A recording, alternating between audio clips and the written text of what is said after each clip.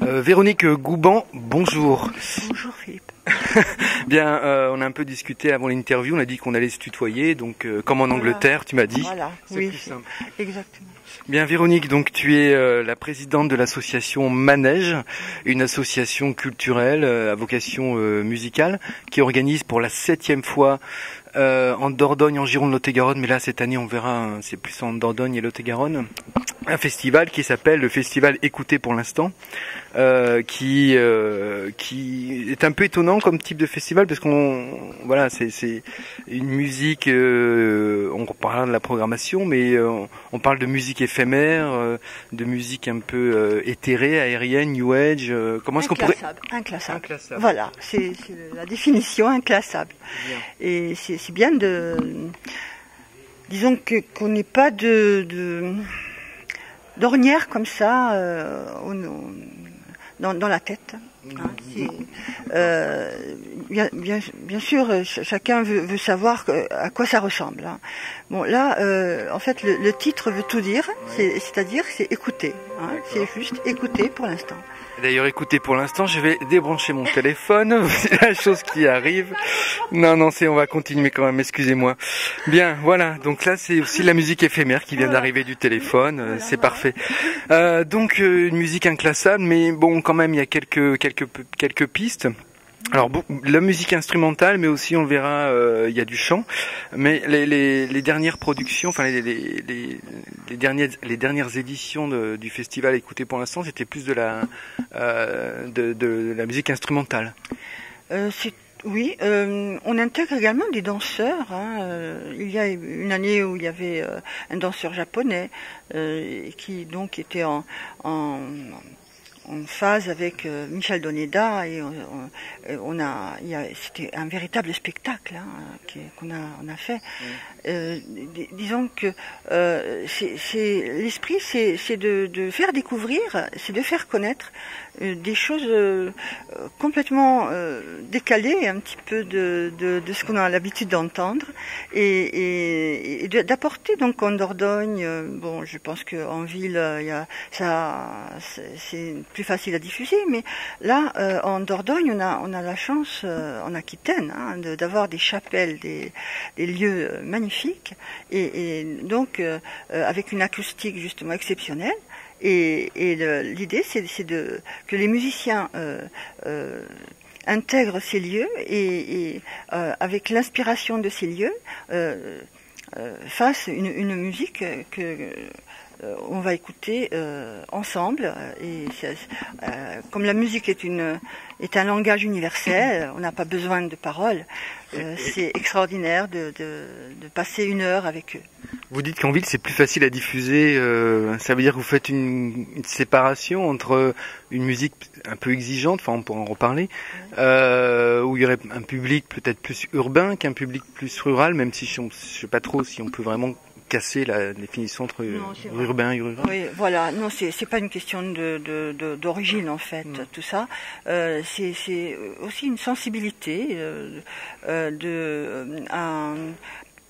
aux choses nouvelles, voilà, aux choses qui ne sont qu'on n'a jamais entendues. Bon, la musique classique, on connaît Mozart.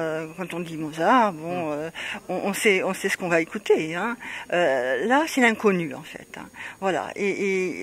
Alors c'est l'inconnu, mais ne faisons pas trop peur au public. C'est une musique qui est pas forcément exigeante, enfin dans le sens où c'est une musique qu'on n'a pas forcément l'habitude d'entendre ou d'écouter.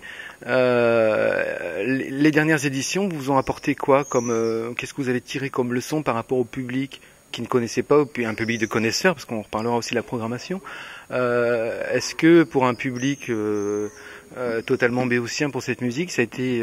Est-ce que vous avez eu des retours? Ah oui, absolument. Il y a les gens, en général, sortent de concerts absolument... disons, il y a un grand silence et à la fin du concert, je dis assez souvent, ça va? Ça va? Vous êtes redescendu? Et c'est un très beau moment que les gens ont passé là, à chaque fois. Et c'est pour ça que ça m'encourage à continuer. Parce que il y a une très vieille dame, une fois à Bourgnac, qui m'a dit, mais vous savez, madame, vous faites bien de diffuser ça, parce que Mozart aurait aimé. Voilà. Bon, c'est une projection, mais peut-être, pourquoi pas Mozart aurait pu aimer. Alors, il y a une particularité dans cette programmation, plutôt dans les lieux, c'est que vous êtes dans des lieux, soit temples, soit églises, ou des chapelles, parfois où il n'y a pas de culte, des chapelles qui sont réappropriées par les communes pour en faire des lieux culturels. C'est important de diffuser cette musique dans ces lieux clos et pas en plein air.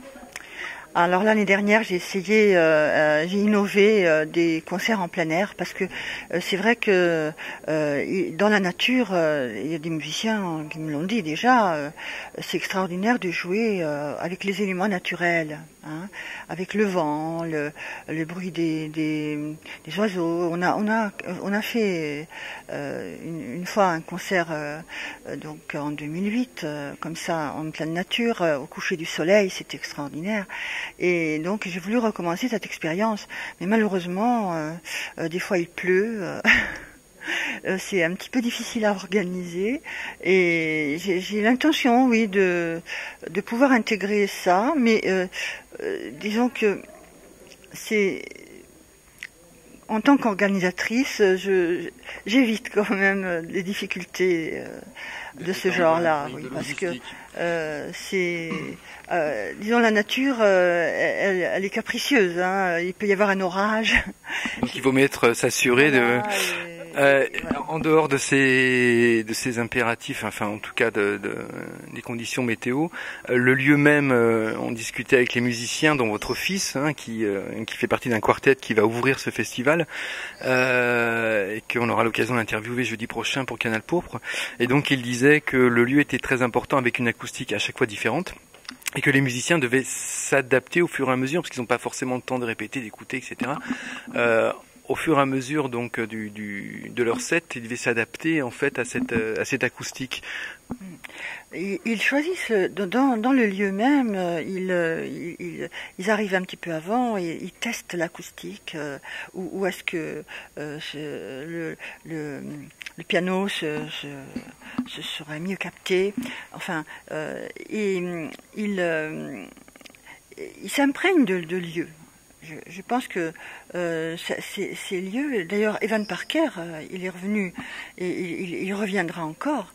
Il adore jouer dans ces lieux. Il y a là, il y a le batteur, donc Édouard Perrault. Il est venu justement pour jouer dans les chapelles. Il adore jouer dans des lieux comme ça, parce que c'est très inspirant. Il se dégage de ces lieux quelque chose de magique, voilà. Et les musiciens, comme je pense tous les artistes, que ce soit musiciens ou peintres ou sculpteurs, enfin tous ceux qui ont quelque chose à faire communiquer, dans leur de leur fort intérieur, et c'est leur mode d'expression. Voilà. Alors vous avez parlé d'Édouard Perrault, on va parler de la programmation. Donc c'est une affaire de famille, c'est votre fiston Thomas Gouban, qui est lui-même percussionniste, compositeur, qui joue, qui fait partie d'un quartet qui va entamer, donc le quartet Un air désert, ce quartet, on peut même, indéfinissable, on peut pas dire jazzy, ou voilà, on vous encourage à aller voir. C'est lui qui s'occupait de la programmation. Quels ont été les points forts, les raisons des choix des artistes qu'on va voir pendant ce festival? Alors, disons qu'ils se connaissent, il est indispensable qu'ils se connaissent bien, ces artistes, pour jouer de l'improvisation libre comme ça. Il faut donc être en phase, je pense. Et le choix de la programmation, c'est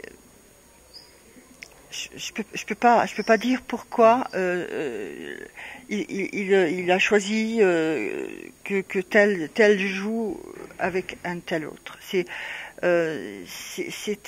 également du domaine de l'inspiration.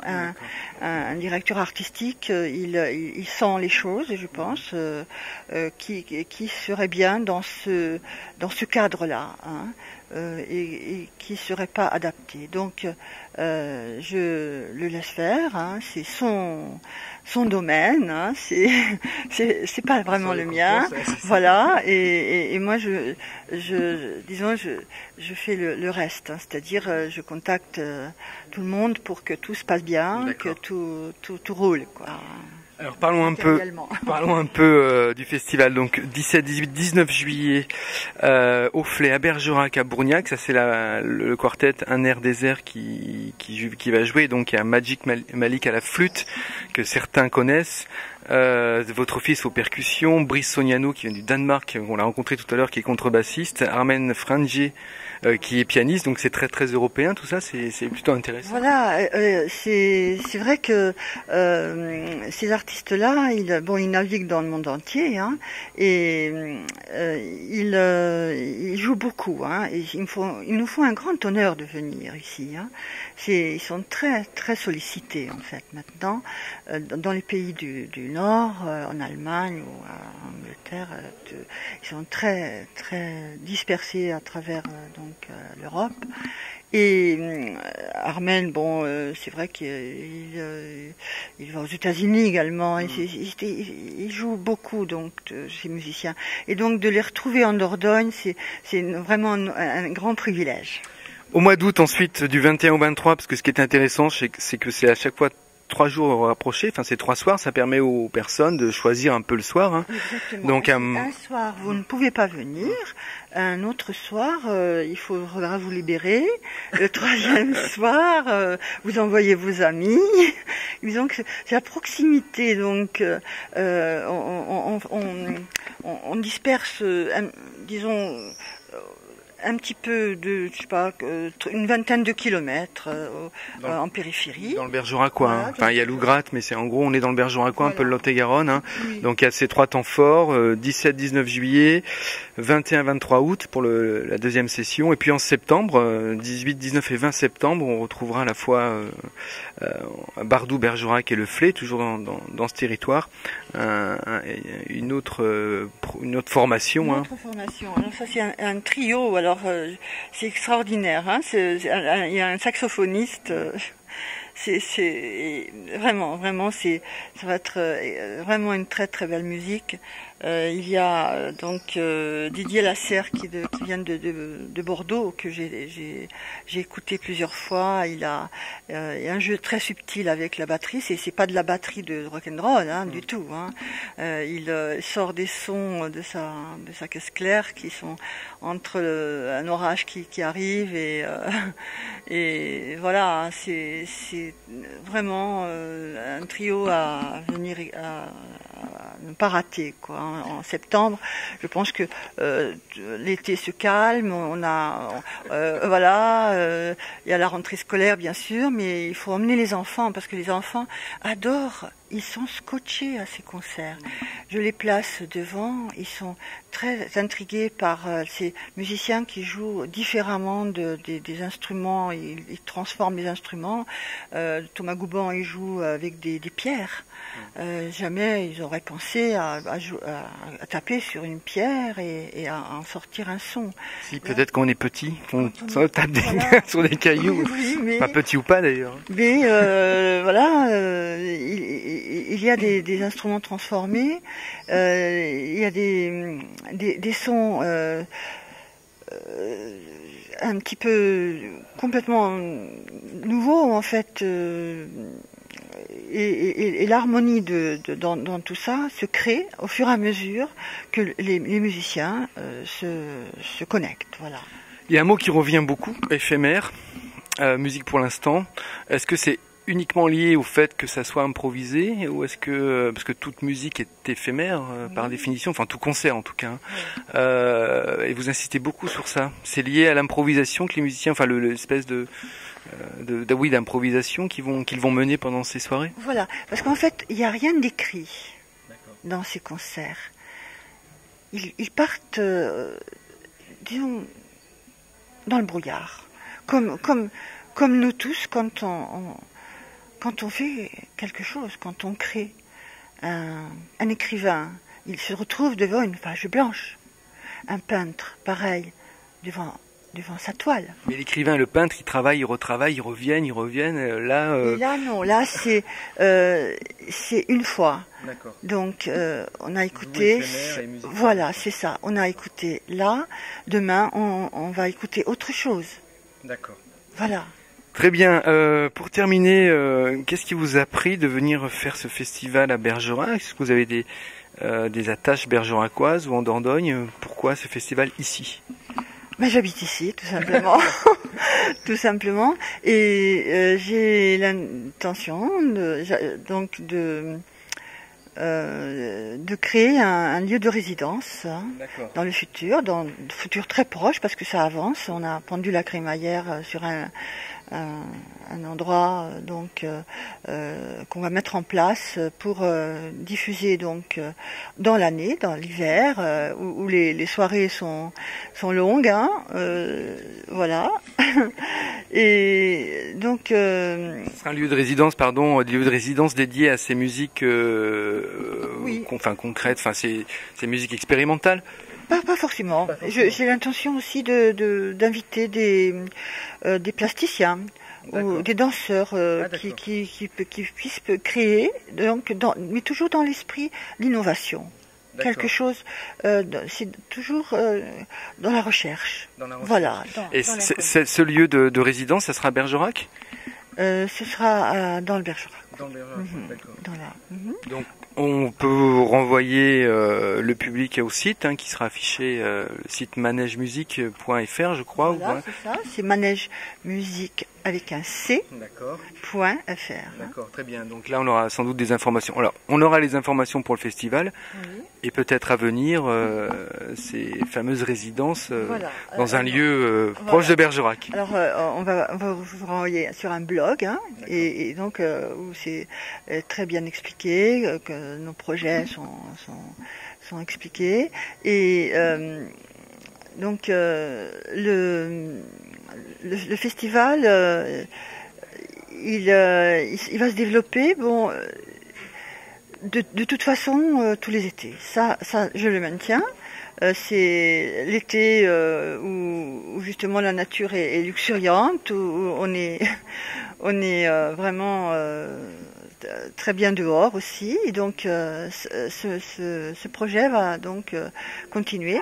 Et si c'était possible de venir le plus nombreux possible et d'en parler en bien sûr autour de vous, c'est vraiment c'est le plus grand service qu'on puisse nous rendre. Voilà. C'est normal, on attend que ça marche un festival. Bien, écoute, merci beaucoup. Et puis donc ça commence le 17 mercredi au Flé, au Temple, le 18 à l'église Saint-Jacques de Bergerac et puis le 19 à l'église de Bourgnac. Pour le reste de la programmation, août et septembre, on va sur le site. Donc cela, c'est le quartet Un air des airs qui va entamer ce festival. Voilà. Merci beaucoup et à bientôt. Merci Philippe, merci, au revoir.